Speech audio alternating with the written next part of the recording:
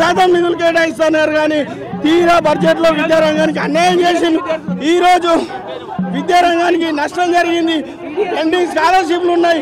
ఒక job calendar కూడా విడుదల అయ్యేటువంటి పరిస్థితి కాబట్టి వెంటనే విడుదల చేయాలి, జాబ్ వేయాలని ప్రధానంగా PDS డిమాండ్ చేస్తారు.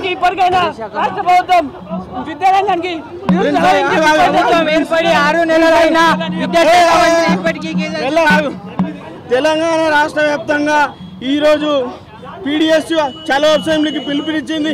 ఎందుకంటే రాష్ట్ర బడ్జెట్లో విద్యారంగానికి 15% నిధులు కేటాయిస్తామని వాళ్ళ మేనిఫెస్టోలో ప్రకటించినా కానీ తీరిగా 7% మాత్రమే ఈరోజు చెల్లించినటువంటి పరిస్థితి ఉన్నది.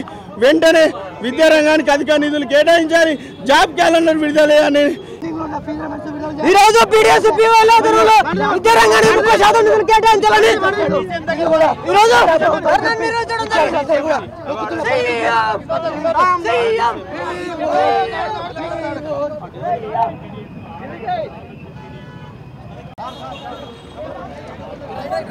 తెలంగాణ రాష్ట్రంలో రాష్ట్ర బడ్జెట్లో విద్యారంగానికి 30% నిధులు కేటాయించాలని PDS మేము డిమాండ్ చేస్తూ ఉన్నాం. తెలంగాణ ఏర్పడి 10 ఏళ్ళు కావస్తున్నప్పుడు కూడా విద్యారంగ సమస్యలు